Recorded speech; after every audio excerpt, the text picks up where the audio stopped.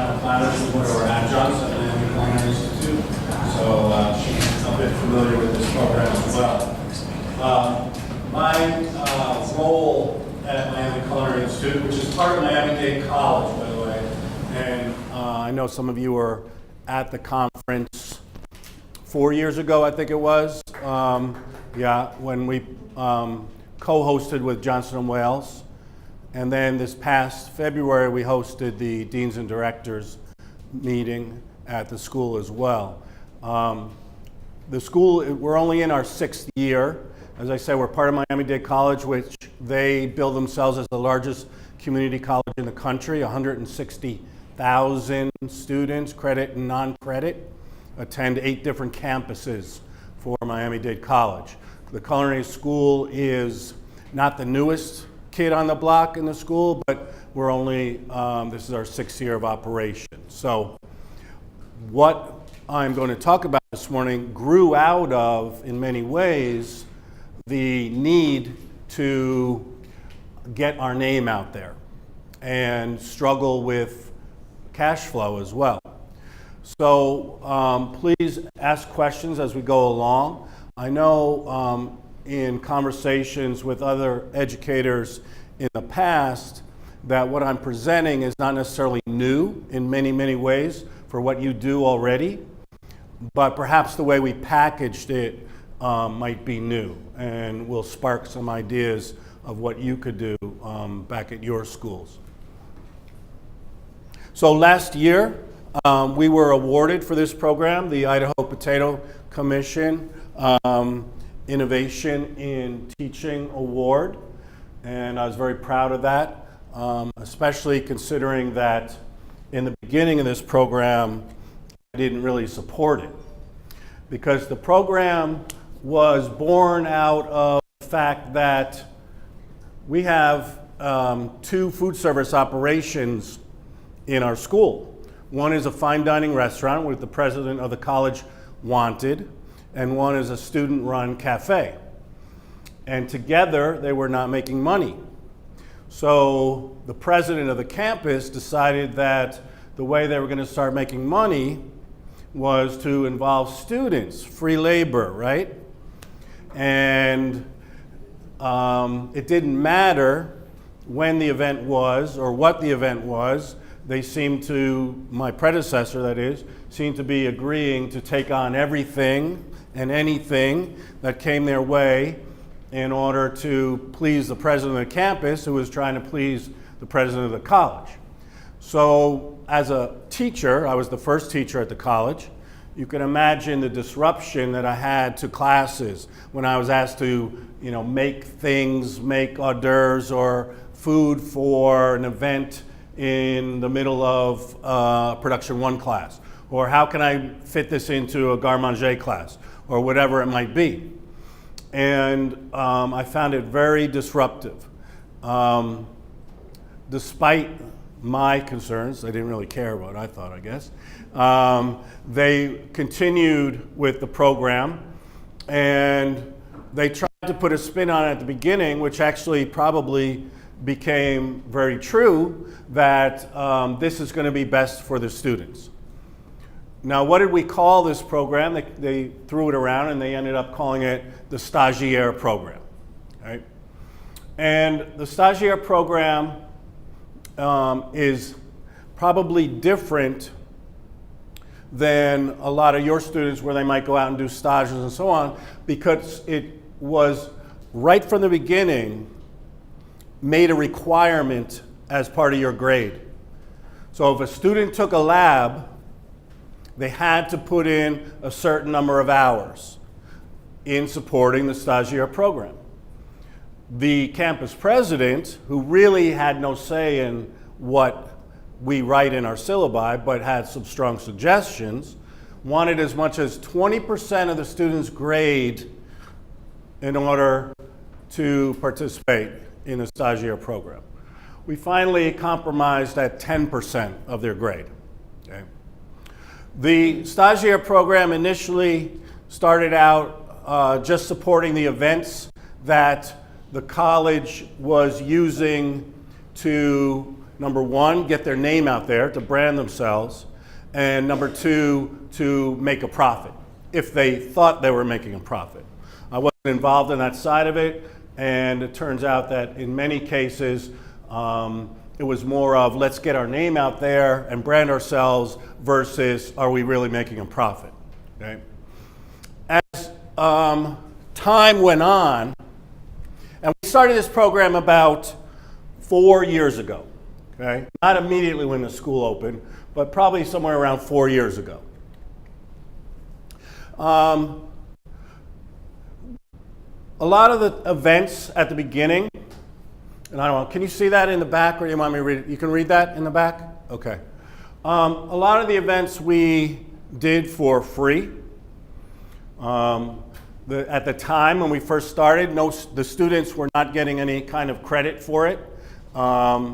It was a slow process to get the instructors to include it in their syllabi. And also, I want to make sure that you understand, we do have a hospitality program, and it was being pushed in both the hospitality and the culinary programs. Okay? But the hospitality side was really stubborn, and they did not want to get involved.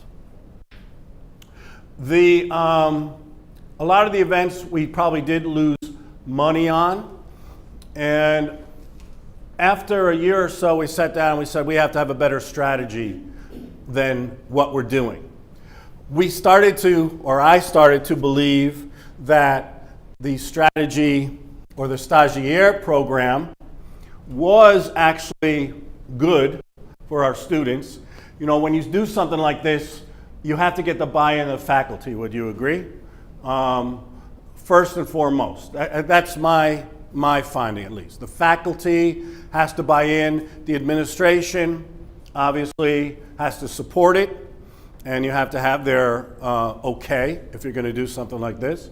But the faculty at Miami-Dade College are the ones that determine the syllabus, pick the books, determine the percentage of the grade breakdown, and so on and so forth. So I needed their buy-in. Or at the time, my director needed my buy-in because I was one of two full-time faculty. So I remember we had a meeting and we decided, okay, we're only going to do events if they meet one of these three criteria. A financial donation to the school to benefit student scholarships, a learning experience for our students, result in job opportunities for the students, or brand the school, or all four at once, okay? Now, how many of you are doing outside events already? I'm sure a lot of you, okay. So, just to let you know, we are not set up for catering, okay? We don't have a van, we don't have portable warming ovens and Cambros and things like that. So the challenge was even greater when we were asked to do things off-site, you can imagine. But we persevered, we managed to do some things off-site, and we started to say, okay, we're gonna use our name, Miami-Dade College's name. We're gonna use Miami-Dade College's reputation and their connection in the community. After all, we're a community college, and a lot of what we do has to tie into the community. We're asked to do things to benefit the community and the college itself. And I do realize that as such a large school, we probably are offered more opportunities than many of the smaller schools. And I also, just for your background, I have taught at the high school level for about 1.5 years, so I understand the challenges there as well for everyone involved in a high school.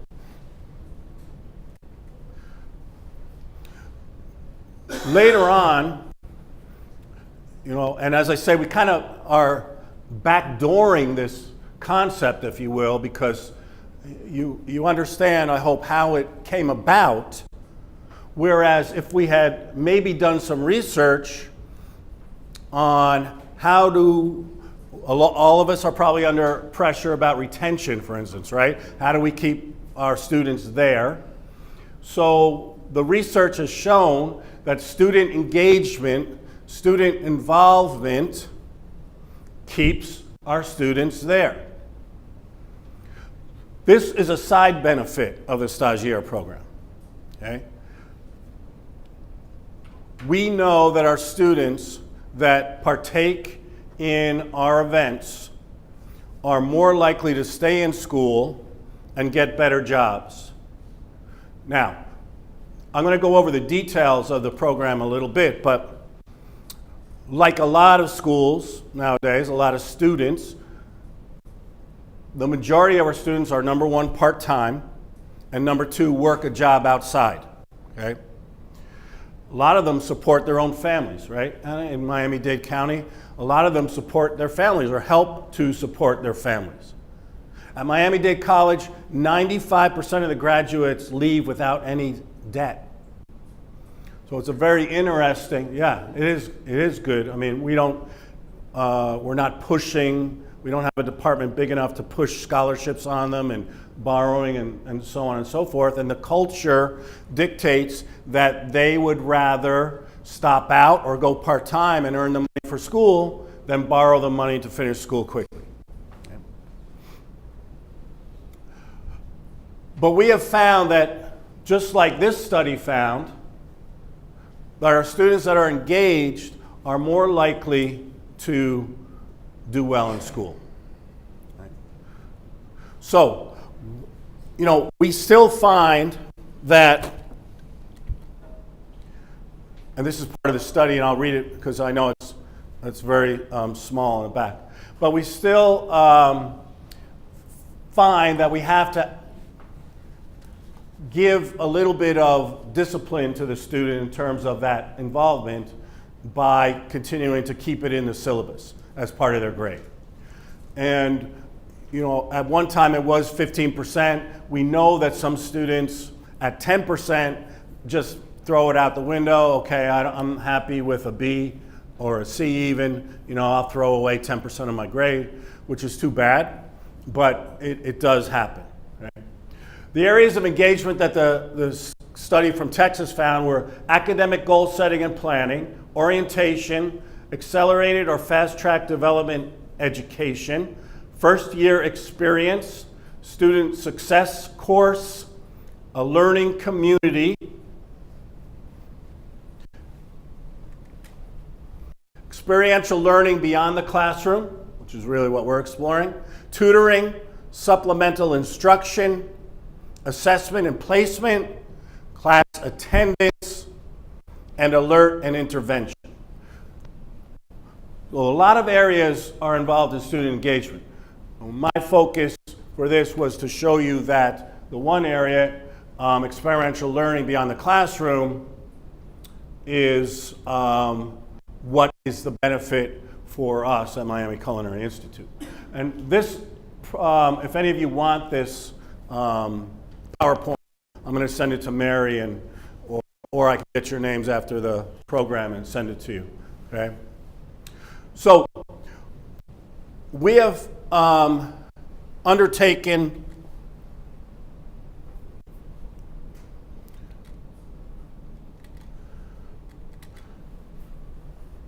to design the program so that it's a part of every student's experience once they get to the school. It's part of every lab. We have 7 different hands-on labs and 1 externship. So those 7 labs, they are required to do 15 hours worth of volunteer work. Now, a lot of students say, I don't have time, I have another job, and so on and so forth. You've heard the excuses, I'm sure, right? Each lab or over the entire time? Each lab, okay? Each lab, they're required to do 15 hours, right? Can the hours be done in the other program, or must it be done in yours? That's a good question. We have students that come to us that have done volunteer work outside, and we allow it. The bottom line is, and as I tell the students, we have, and you're going to see this in a slide in a bit, we have a position that's program coordinator. I'm sure some of you might have similar positions. The program coordinator is really in charge of this program. The program coordinator tracks all hours for all students. Sometimes he misses them, and then we tell the students to go see the program coordinator and make sure it gets on the report. But the program coordinator is only making a report. A lot of times the students get very,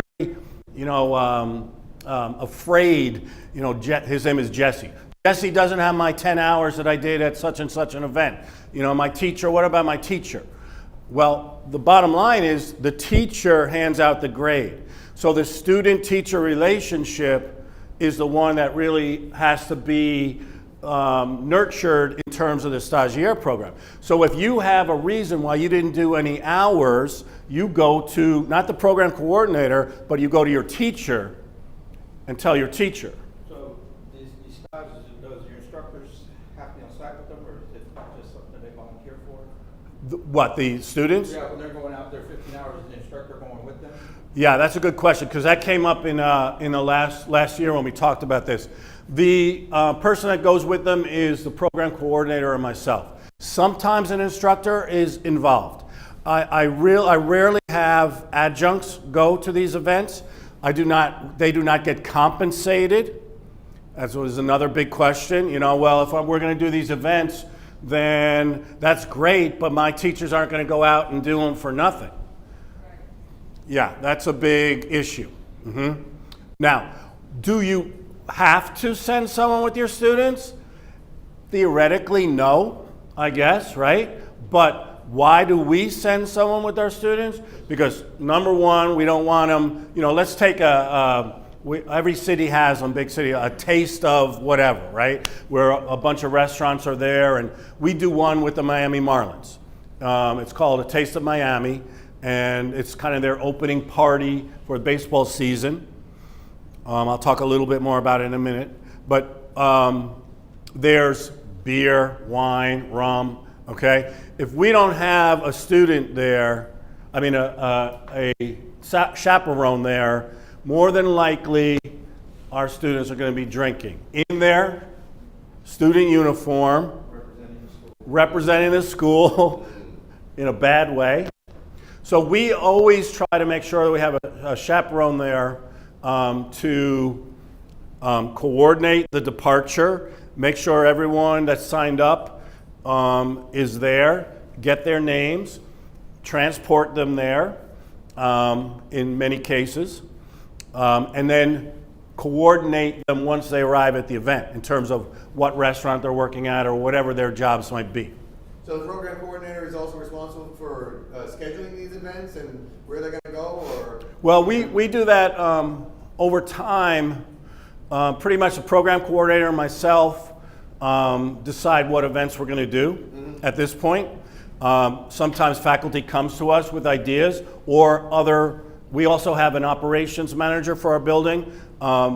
He handles outside companies that come into our school to do events where we also might provide student help, labor. So it's not always off campus? It's not always off campus, no. It's not always off campus. No. It's probably about maybe 60-40, 60 off campus, 40 on. So are there enough of events, either in-house with the college or those outside businesses, that they would be able to get 15 hours? Yes, I would say yes for the people that qualify. But I'm going to go over, there's actually, again, in the growth of the program, and by no means are we done figuring it out, but in the growth of the program, we've added other areas where the student can be involved. We don't necessarily need them only to do events, okay? Sometimes a student says, I have interest in purchasing. Can I volunteer in the purchasing department? We will allow that as stagiaire hours, okay? They might say, and going back to an earlier question, I'm volunteering at my church for a church banquet. Can that count as stagiaire hours? Tell me a little bit more about it. What are you doing there? Are you emptying garbage? If you're emptying garbage, no. Okay? But if you're helping prepare the food, serve the food, and so on, yes, we're going to count those as stagiaire hours. Now, the exception, let's see. This is about the program, okay? And his role, part of his role. The exception to this is the student that works part-time or full-time in the industry. If they obtain a letter from their employer that says, I work this many hours at this job, then they do not have to participate in the stage program, okay? Because we look at the stage program in several ways, as you see. Number one, student engagement. Number two, additional experience. A lot of our students, a lot of your students, especially in the high schools, have no outside work experience in the industry. This is a way to kind of make them take that step into working without the commitment, let's say, of getting a job. And another side benefit, which at the end I have a whole side, but when they go to these events, as you guys probably know, they meet all kinds of chefs.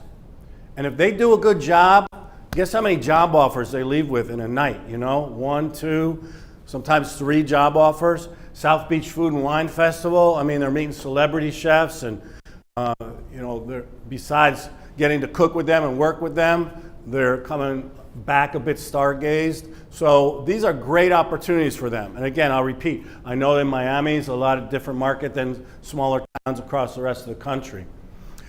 Our event coordinator, you were asking before who works on these events. The event coordinator is basically in charge of all of the logistics. What we found is that, especially in peak times, like February seems to be a peak time, October, November is a peak time for us, is that we might have 6 events in the space of 6 weeks. We have to space out our emails to the students in order to make sure we get enough students. You know, first of all, you guys probably agree, students aren't looking at their emails anymore. That's what most of our teachers are saying, okay? So if we bombard them with, here's the events for the whole term, what do you want to sign up for? Even if they sign up in September for something in December, by December there'd be, what did I sign up for? You know, so we only do it about a week before, sending out notice about the event, okay? Include all the details, time of reporting, where they report, what they should wear. A lot of them are concerned, do I bring my knife kit, you know, what do I wear, and so on. We have special uniforms for our hospitality students that we bought. Culinary students wear their culinary uniform. Okay. If they don't show up in their uniform, they go home. Or we find one around if we have one, okay? We sign up, let's say we want 15 students, we might sign up as many as 25 because, you know, people don't show up. They can't find a ride to school, something else came up, they forgot about it. We support both the front and back of the house. People sign in, they sign out. We use school vans to get people there, or people can drive on their own and meet us there.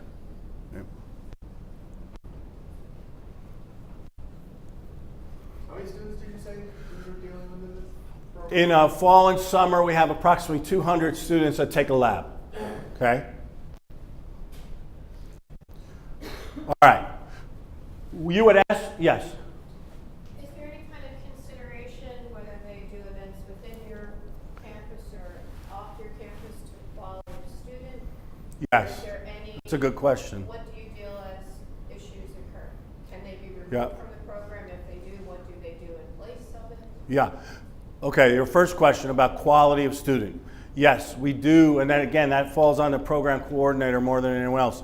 We do, for instance, on our advisory committee is a chef by the name of Richard Ingram. He is Dwayne Wade's personal chef. Everyone know who Dwayne Wade is? Miami Heat, okay? Dwayne Wade's personal chef. He asked for help for an event at Dwayne Wade's house.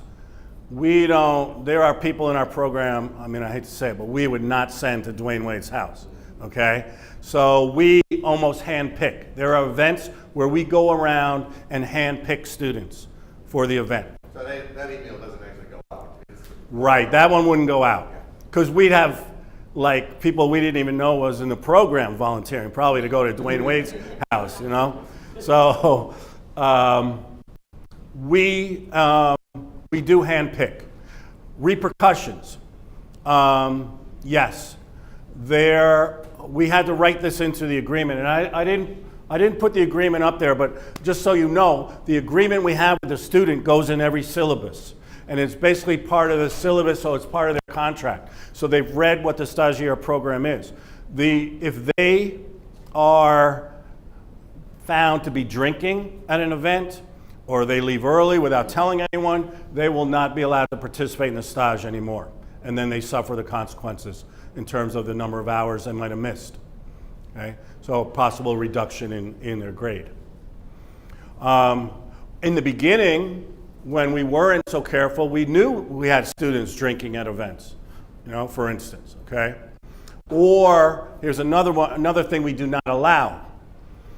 Students wandering around because it's slow where they are and eating at other tables, eating at tables.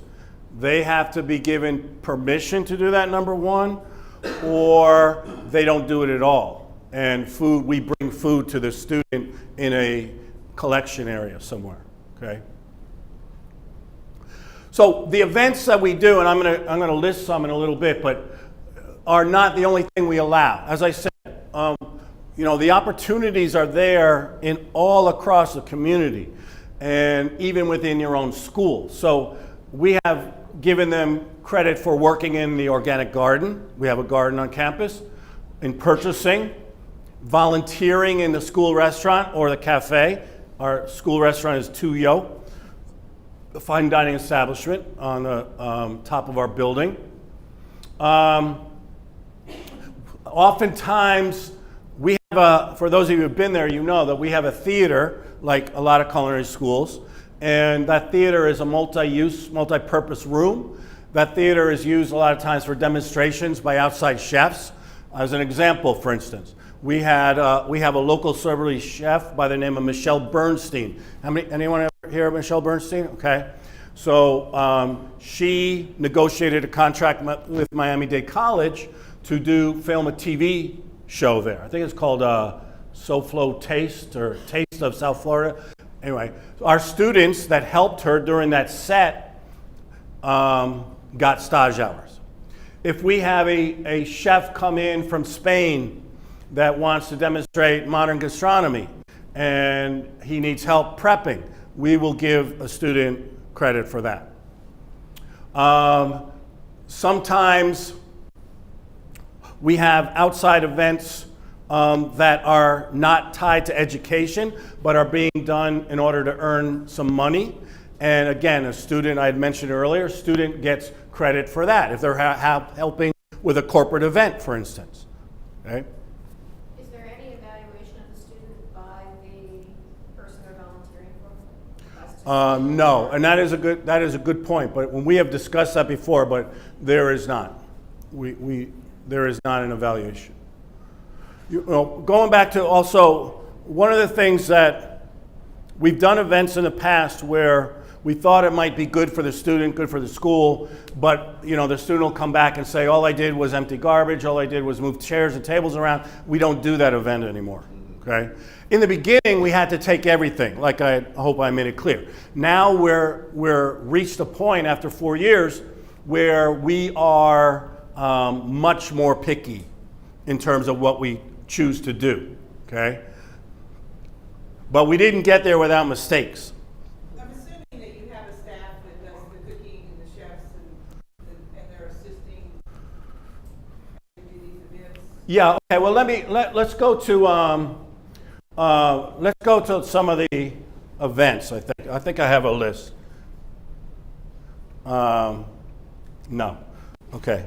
Let me talk about some of the events that we have.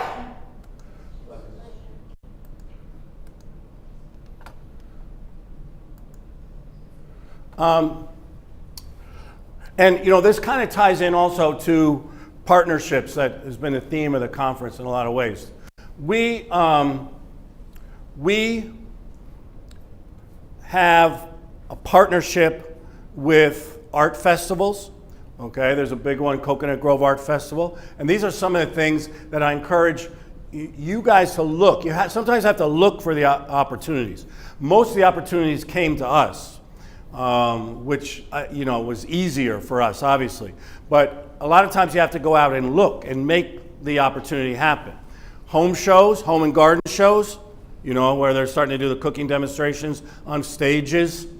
Art festival, we partner with Miami Marlins. We partner with wine companies that want to come in and do demonstrations. And then we have our college events, Student Appreciation Day, Honors Day. We have our own chef coat ceremony where we award our incoming class their chef coat and make them feel part of the Miami Culinary Institute community at the beginning. Another thing I didn't believe in at the beginning, but I can tell you it's grown into a signature event at Miami-Dade College. We get somewhere around 300 people coming to that with keynote speakers that are well known in the business. What else? Nonprofit. Nonprofits, yeah. Like Dawn. Oh, like Parents nonprofit. yeah, we partner with Susan G. Komen, Race for the Cure, the Les Dames d'Escoffiers. So there's all kinds of organizations out there that you can look to do this. By the way, it doesn't always have to be for money. Do we like it when it's for money? Of course. And I have a statistic up there in a little bit about how much we've raised in 4 years, but it has to be a benefit, mutually beneficial, as Dr. Mann was talking about this morning in terms of partnerships, mutually beneficial. But you can look for the partners that are out there, your own school in some respects. All right. What's happened because of it? First of all, we continue to grow in stature, in recognition throughout Miami and now north of Miami, up in Broward County and so on. This is the fastest way probably to get your name out in the community if you want that community support. I mean, no one knew, even people that work at Miami-Dade College or go to another campus, many of them still don't know that they have a culinary school as part of the college. Okay? So by doing this, we got to be known in the community really fast. Because we were at all kinds of events. And we carried signage with us. We didn't carry brochures or anything. I don't know, maybe at the beginning they did. That was a little tacky maybe, but at least some signage, some step-ups or banners or something that this is Miami-Dade College, Miami Culinary Institute, okay? Because of the money that's come in, we've been able to hand out scholarships. And I'll go over that in a little bit more detail and help students complete their degrees. Students get placed into jobs. We make connections. The program coordinators talking to chefs, talking to hotels, and we make connections. The student makes connections. Our students are better prepared, and they gain confidence and more connections. Okay? I mean, I don't really, when I talk about this program, although in the beginning, the formative years of the program, I was really against it. Now I don't see anything wrong with it. I don't see, it benefits everyone. This is one of those things that seems to benefit everyone involved. So is that because you're trying to get over the free labor aspect? Yeah, I was trying to get over the free labor and you're interrupting my class. Yeah. And now we don't ask teachers to interrupt their class to participate or help with an event. If we do, I take a close look at does it fit into their curriculum somehow? Yeah, in their lesson plan. So do you still do where you're preparing food at the school and taking it out different places? No, that's a good question. We actually have gotten away from that. That was a thing that we decided we were no longer really going to do. If we have an event on campus, then we'll prepare the food. But preparing food and taking it off campus, after we did, I remember we did, Les Dames d'Escoffiers wanted to do a birthday party for Julia Child. She wasn't alive, but they wanted to do a birthday party celebration fundraiser, right? And we did it in a building called the Freedom Tower, which is kind of Miami's Ellis Island. And it's owned by the college, and it's only about a block away. But you would have thought it was like 5 miles away. I mean, we had to put everything in speed, in hot boxes and roll them over. It was so incredibly challenging. And, when we started to look at those events, we started to say, this is not worth it. So many times, if an organization calls us and asks us if we will do an event off campus and supply the food, and by the way, even some of the other campuses, again, I will not do it unless we actually happen to have a class, and it was put in by my predecessor. It's called Culinary Competition and Demonstration. So if it fits into the time frame of that class, we'll do it, but mostly at another campus, okay? We put in over 22,000 hours of volunteer work, raised over $80,000 in scholarships. Many students offered jobs, positions.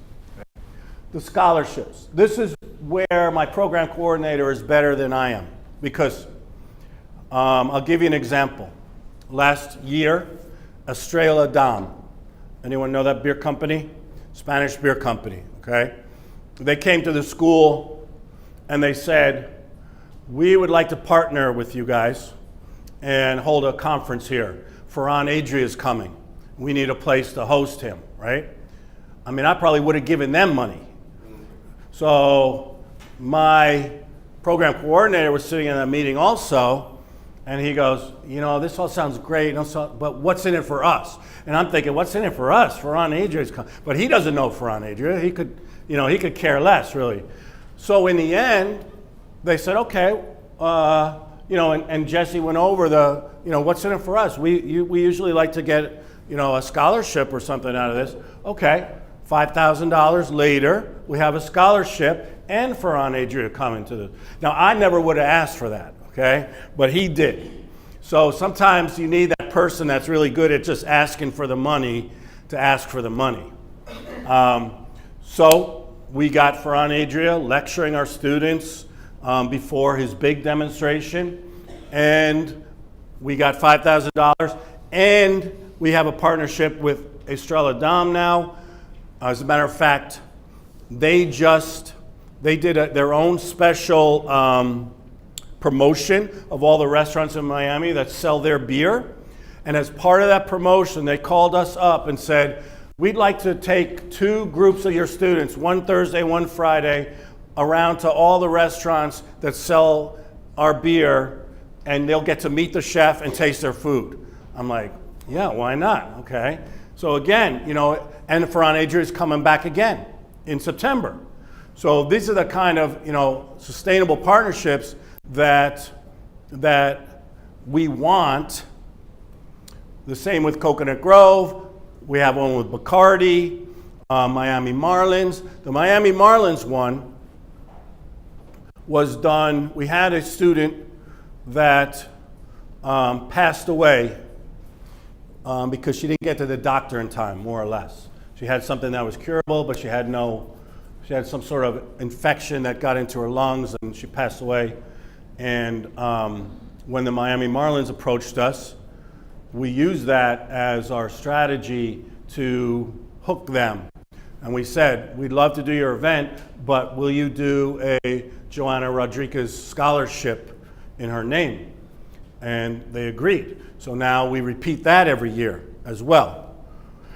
Another way we get these companies involved is we say to them, okay, you have power over the donation at our school. So you can determine the criteria of what you hand the money out for. If you don't know, then we'll do it for you. But you can tell us what kind of student you would like to receive the money. Okay? Another partnership that we started having, and again, I know many of you do it, and the CIA does it probably better than anyone, but partnerships with industry. So Harina Pan is a South American, I think Venezuelan corn flour company, well known in Venezuela, but they want to make an inroad into the United States. So they came to us and said, we will we want to use your facility to help launch our campaign, and what can we do together? We said, okay, let's do a recipe contest, and you hand out scholarships to the winners. Plus they shipped a pound box of corn flour to every single student. They sent like 300 pounds of corn flour to the school. You know, these are the kind of things, again, we're not out there looking for them, but we know there's even more opportunities out there. You know, we have some very well-connected faculty at the school that know people. Your people that work for you probably know people that know people, and so on and so forth, where you can start to develop some of these partnerships. You know?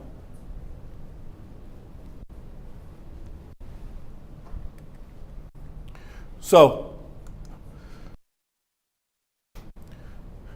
you know, I don't have all the answers to the program as it is. We are always constantly trying to improve it, to work on it. We know that we've made a lot of mistakes with it in the past. We know that it's not for everyone, and I'm not saying every school, but I'm also saying for every student. There are many students that don't want to do this, that don't get engaged. If you ask me a percentage, I'd say it's probably only 50%. You know, I'm not trying to oversell it as if we have some cure, but think about the benefits for the school in general. And really when you start to, if you were just to brainstorm in this room about what other activities your students could be involved with, it would probably be a list that even I hadn't thought about, you know, every school hadn't thought about. I know a lot of high schools do catering. You know, we'll use examples of some of the high schools in Miami. Some programs do catering in-house, some do out-house as fundraisers. How many high school programs here? So how do you guys raise money? The way you said. Catering? Any other ways? Catering? We do a lot of competitions. Competitions? Yeah, like Shower Fest competitions, things like that. And you charge for it, you mean? Oh, you host them, or? We're a competitor, Yeah, and then if we just won, yeah, we get $2,500 to come in first. yeah. And then we use that to buy. Oh, I see. Okay, excellent. Yeah, yeah.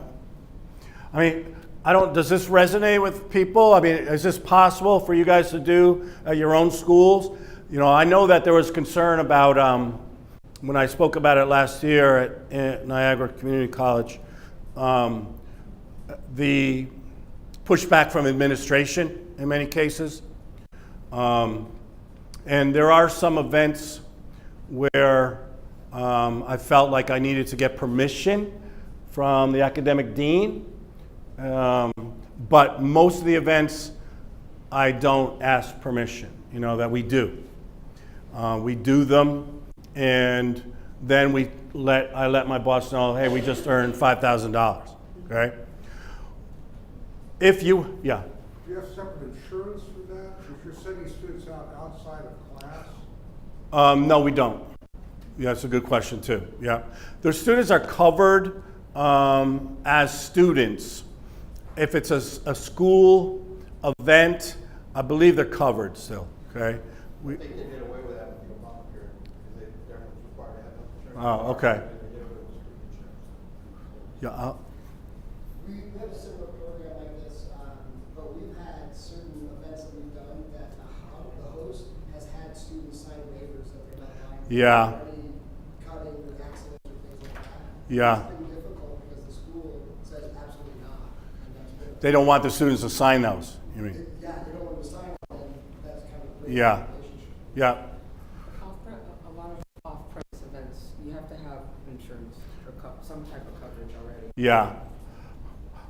You make me curious. I'm gonna look into it when I get back. My Yeah. administration is very liability shy. Yeah, of course. Uh-huh. And Yeah. I can see that will be their first question. Yeah. Well, you know, as I said, we also have many opportunities on campus, which most of you don't come from a school as big as Miami-Dade College, so your opportunities may be more limited.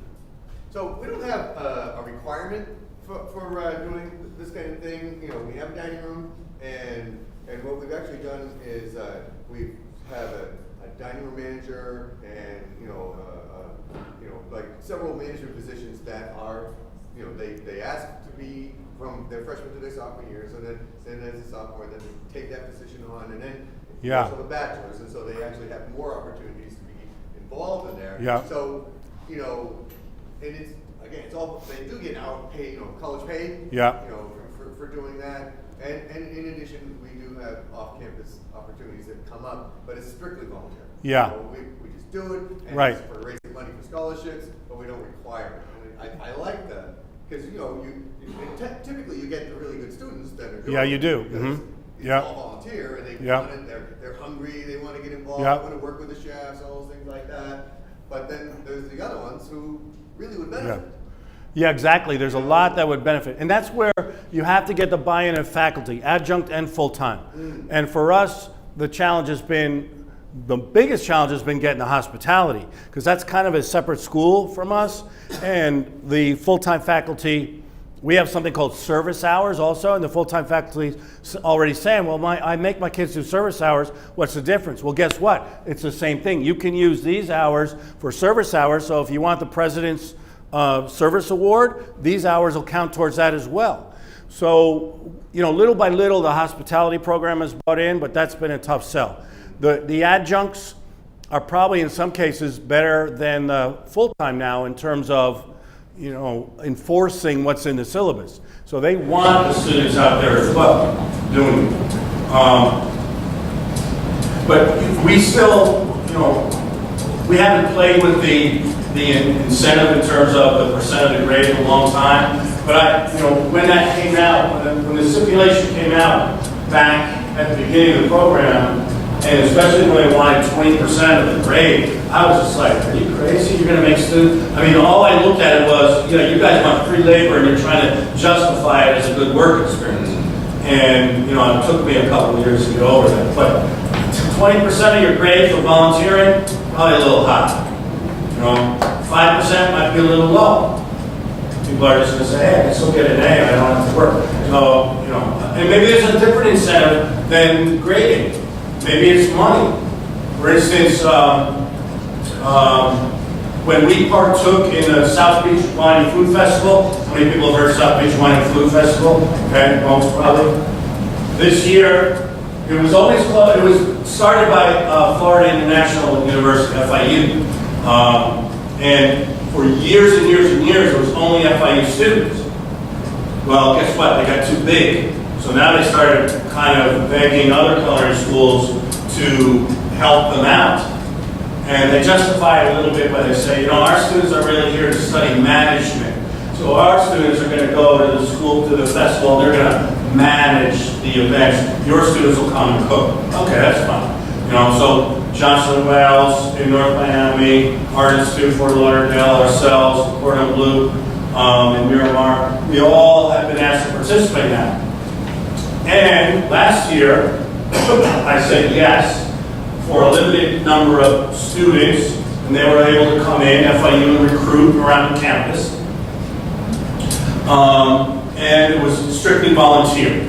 So I didn't uphold any of my philosophy on the stagiaire program with the South Beach. This year they came in and we said, we'll do it, but you better pay us. Because Johnson Wells said, oh yeah, we got a check for $10,000 last year. I was like, what? Yeah. And I was like, oh, Johnson Wells got $10,000? No, we're just as good as them. So they said, okay, we'll pay your students. So they tracked all the students. Yeah, I know, I need some retro. So they tracked all the students, and it was only the students that worked that event that will get that money. Right? So that's how sometimes you can fix that.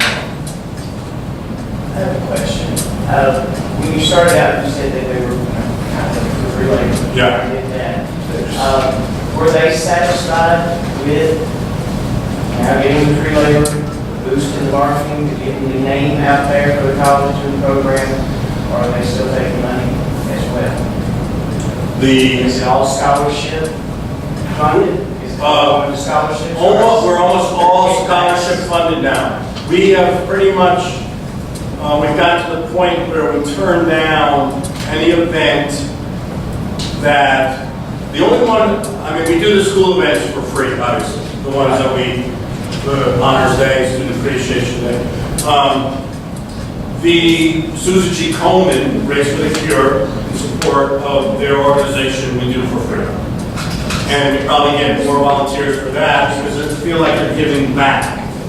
So again, you know, that kind of organization where you're giving back and you're not getting scholarship money necessarily is acceptable to us as well.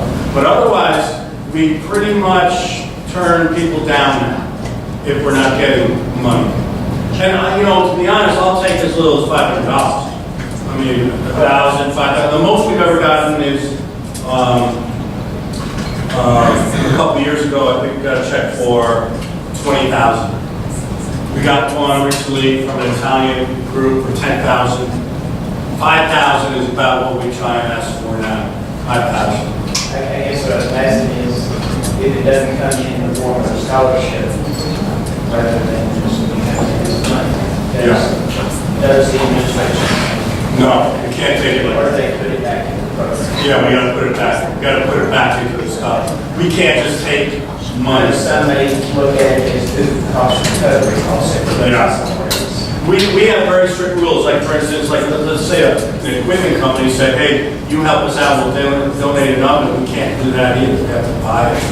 I mean, we have, so, but there are other, I mean, the high schools can probably take donations for in exchange for labor, I'm sure, right? But, yeah, but there are, you can be creative. I think you brought up to the point that you can be creative in how the organization you're working with gives back to you. Yeah. There's also challenges when administration comes in and says, well, it's just students, so let's just start from down. Oh, yeah. I know. Any other questions? All right, thank you very much.